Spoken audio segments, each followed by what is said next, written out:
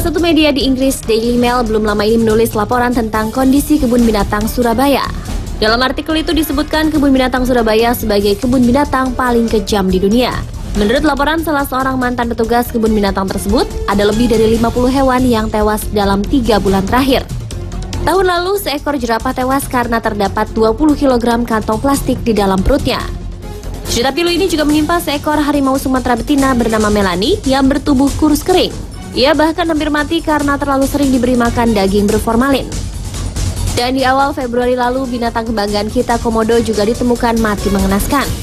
Dalam artikel berjudul World's Cruelest Zoo atau kebun binatang paling keji sedunia, Richard menggambarkan dengan jelas kondisi para hewan di kebun binatang itu amat mengenaskan. Gajah dirantai pada kaki dan meninggalkan bekas, 150 burung pelikan dalam satu kandang, hingga onta kelaparan bahkan terlihat tulang iganya. Para gajah hanya dilepas ketika kebun binatang sudah tutup.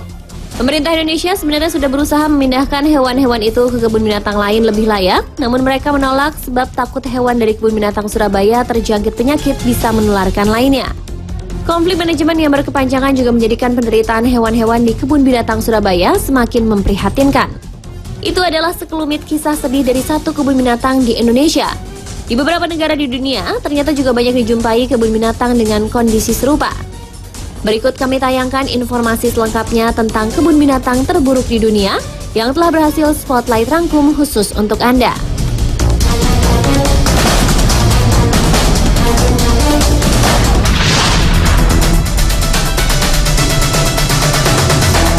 Kebun binatang terburuk yang pertama adalah kebun binatang Giza di Mesir. Pada tahun 2004, kebun binatang ini telah dikeluarkan dari Asosiasi Kebun Binatang dan Akuarium Dunia karena berbagai alasan. Di antaranya hasil yang berada di bawah standar selama inspeksi dan pembunuhan 2 gorila yang tidak berperi kemanusiaan, meskipun keduanya terbukti terinfeksi virus Ebola. Kemudian di tahun 2006, burung-burung yang menghuni kebun binatang itu mulai mati satu persatu karena flu burung, dan lebih dari 500 burung terpaksa ikut dimusnahkan untuk menghentikan penyebaran virus. Bahkan karena praktek ilegal dari para pengurus kebun binatang yang ingin menambah penghasilan mereka dengan membiarkan pengunjung yang membayar lebih untuk bisa bermain-main dengan hewan yang mereka inginkan, termasuk beruang, anak singa, gajah, harimau, dan anjing laut.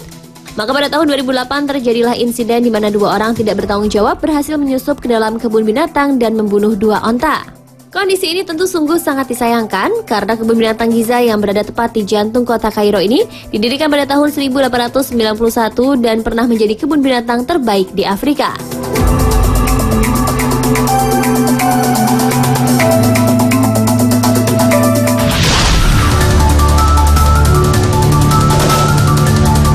Kebun binatang terburuk kedua adalah kebun binatang Mumbai di India. Kebun binatang satu-satunya di Mumbai ini terkenal akan kondisi kandang hewannya yang sangat kotor dan tidak layak huni. Bahkan karena tidak terawatnya kandang-kandang tersebut, banyak hewan yang akhirnya mati. Akan tetapi hewan-hewan mati tersebut tidak juga bisa segera digantikan oleh hewan baru, dikarenakan kondisi kandang yang tidak memungkinkan dan memerlukan renovasi besar-besaran.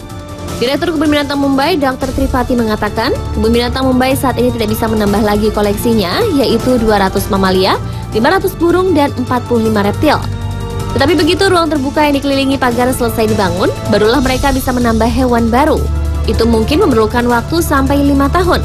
Untuk mengatasi masalah kekurangan koleksi hewan mereka, Kebun Binatang di Mumbai akhirnya memutuskan untuk mengawetkan hewan peliharaan yang mati untuk dipajang di museum. Langkah ini ditempuh setelah otorita Kebun Binatang India melarang hewan baru ditaruh di tempat yang terkurung. Namun para pegiat hewan tidak terlalu bersemangat karena berpendapat pengawetan hewan akan meningkatkan perdagangan gelap kulit hewan maupun bangkai.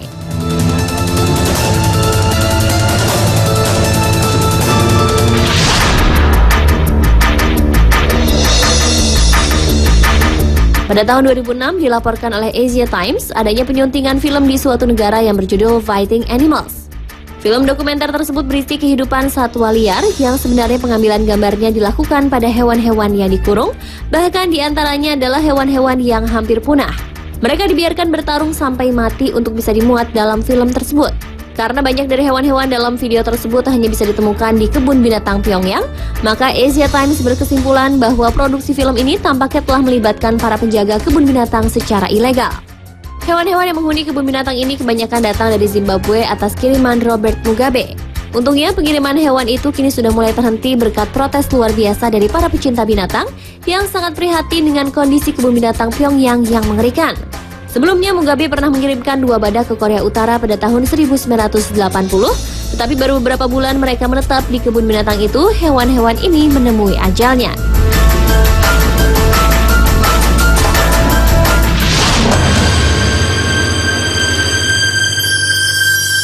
Dan kebun binatang terburuk terakhir adalah kebun binatang Louhi di Cina.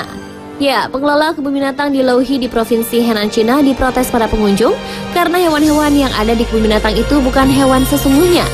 Itu disebabkan pengelola kebun binatang tak punya uang untuk membeli hewan asli. Misalnya, hewan singa alias raja hutan yang berada di kandang singa bukanlah singa, tetapi anjing Mastiff Tibet yang besar dan berambut panjang.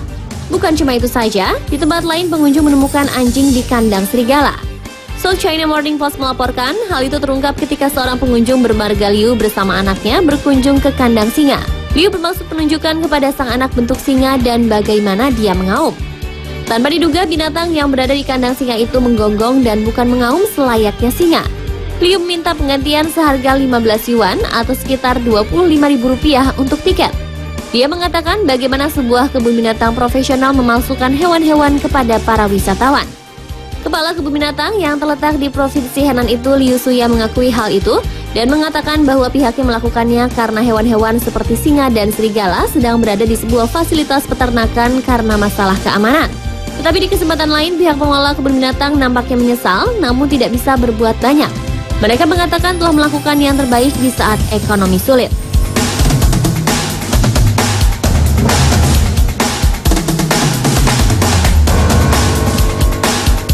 Demikian pemirsa beberapa informasi memprihatinkan dari kebun binatang terburuk di dunia.